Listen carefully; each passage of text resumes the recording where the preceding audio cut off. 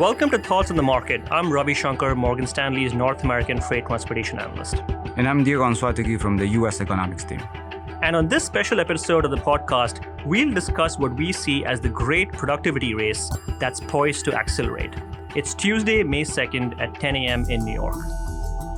The transition away from globalization to a decentralized multipolar world means companies' ability to source labor globally is contracting.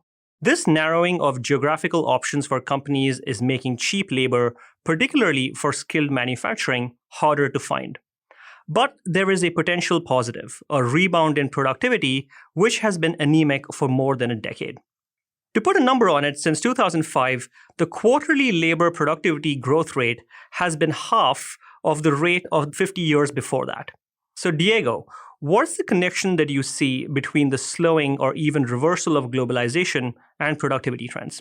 If you think about it, the decision to upgrade technologies and increase productivity is like any other type of capital investment.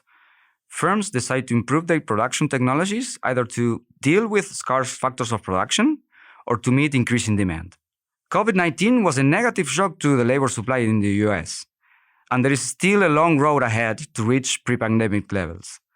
On top of that, we think that slowing globalization trends will likely limit labor supply further, causing real wages to increase and keeping firms under pressure to improve productivity to protect margins. But we think firms will boost productivity investment in the medium term once business sentiment picks up again, and we are past the slowdown in economic activity that we expect in 2023 and into 2024. Expectations are key because the decision to innovate is forward-looking. Adopting new technologies takes time, and the benefits of innovation come with a lag. Ravi, as a result of COVID and the geopolitical uncertainties from the war in Ukraine, companies have been dealing with a number of significant challenges recently, from supply chain disruptions to worker shortages and energy security.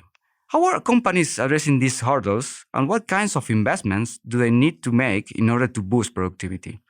Look, it's a good question and certainly a focus area for virtually every company anywhere in the world. The last 5 years have been very challenging, and a lot of those challenges have revolved around labor availability and labor cost in particular. So I think companies are approaching this with two broad buckets or two broad focus areas.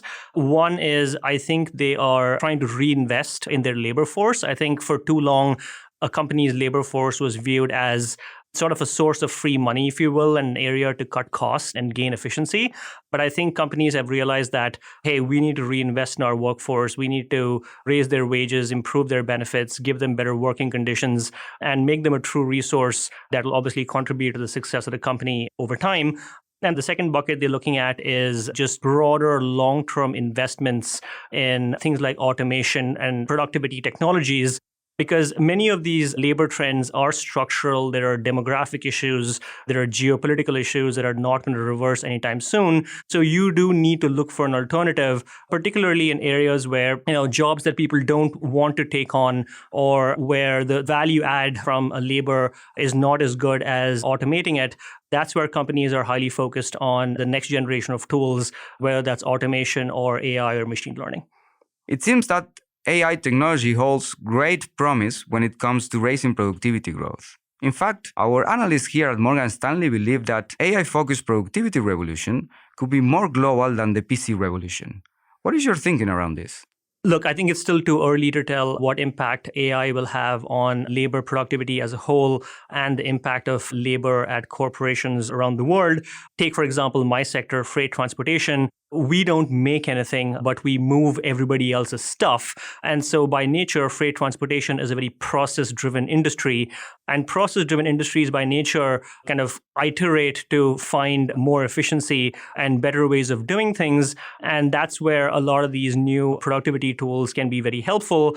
At the same time, it is also a very labor-intensive industry that has some significant demographic challenges, whether it's a truck driver shortage, the inability to find rail workers, warehouse workers on the airline side of the house, the inability to find pilots. And so the training and the desire of people to do this job over time may be changing. And that's where something like, automation or AI ML tools can be very, very helpful going forward. However, I think this is still very early innings, and we'll see how this evolves in the coming years. So finally, Diego, what is your outlook for the US labor market and wages over the next 5 to 10 years? And how persistent do you think this productivity race is going to be? We think that the persistently lower labor supply should gradually boost wages. So far, nominal wages have increased less than inflation, but we believe the modest increase in nominal wages is simply evidence of typically sluggish response of wages to price shocks. We expect real wages to pick up ahead and regain lost ground, and without this catch-up in wages will lead firms to raise prices rather than upgrade their technologies. Evidence of strong wage price pass-through in the US is limited, and structural changes have made wage price spirals less relevant. Diego, thanks so much for taking the time to talk. Great speaking with you, Ravi. Thanks for listening. If you enjoyed Thoughts on the Market, please leave us a review on Apple Podcasts and share the podcast with a friend or colleague today. The preceding content is informational only and based on information available when created. It is not an offer or solicitation, nor is it tax or legal advice. It does not consider your financial circumstances and objectives and may not be suitable for you.